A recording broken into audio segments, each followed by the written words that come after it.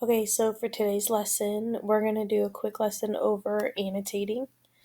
Um, the reason we're going to do an annotating lesson is because this week we are starting, and actually tomorrow we are starting reading the book Educated Together.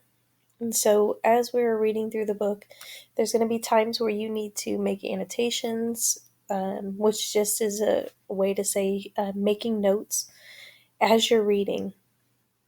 Annotations are meant to be quick little notes for you to go back and further look into things or give a further explanation later on. In your assignment today, you're going to be looking for number one, words that you don't recognize. And number two, you're going to be looking for the parts of your plot. So you're going to look for your exposition, you're going to look for your rising action, your climax, your falling action, and your resolution. Make sure that you are identifying those things within your annotations and labeling them. And I'm going to show you real quick how you would do that. So if you look at the story Fish Cheeks, this is the story you're going to read. And when you're reading, the first thing you'll focus on is you'll read through it and you'll be looking for words that maybe you don't recognize. And then you can go back later on and find the definition of them to better understand it. So as you're reading, you might go through here and you might see the word appalling. So if you're not sure of the word appalling, you just do a quick little highlight of it. And then you can continue reading on. You might still keep going and you'll come up to murmured. Do a quick highlight of it. And continue on. Notice here on the side, when you click over here, it has a little plus sign. When you go back later on and you see that you highlighted that word murmured, you can click. I hate when it does that. 1 second. Try again. You can go back to that word murmured. You can add a comment. We're going to put murmured. And we want to find the definition of that word.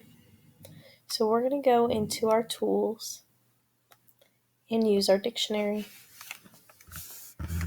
If you see, it pulls up the dictionary here on the side, and it gives us the definition of that word. Say something in a low, soft, or indistinct voice. So let's highlight that. We're going to copy that definition, close the dictionary, and we are going to paste that definition after murmured and comment. So now when you go back through and you're looking through your passage, you'll see that the word murmured means say something in a low and soft, indistinct voice.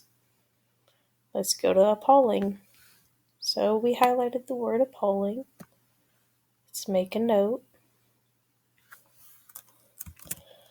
Appalling. Let's go to the dictionary. Now when you go to the dictionary, make sure that if you see this is still selected, that word. Hold on. Get my tools back. And we're going to go to tools, dictionary. It'll bring up the definition of appalling. It means causing shock or dismay. It's horrific. So let's copy that definition. Close our dictionary. And let's insert our definition of appalling right there within our text. Now, when you're reading this story, one thing I want you to keep an eye out for is where you think the exposition is, where the rising action is, where the climax is. When you see those things in the text, you'll do the same thing. You'll highlight, and you can use different color highlights, whatever you prefer. And then when you highlight it, go over here on the side and tell me that you think that's the exposition or the climax and why. that will be your assignment for today. Annotating does take some practice. It is something that you should get used to doing, and we will use for assignments as we're reading through the book Educated. So make sure you complete this activity so that you can get a little bit of practice before we get going in our book. If you have any questions or issues, please let me know.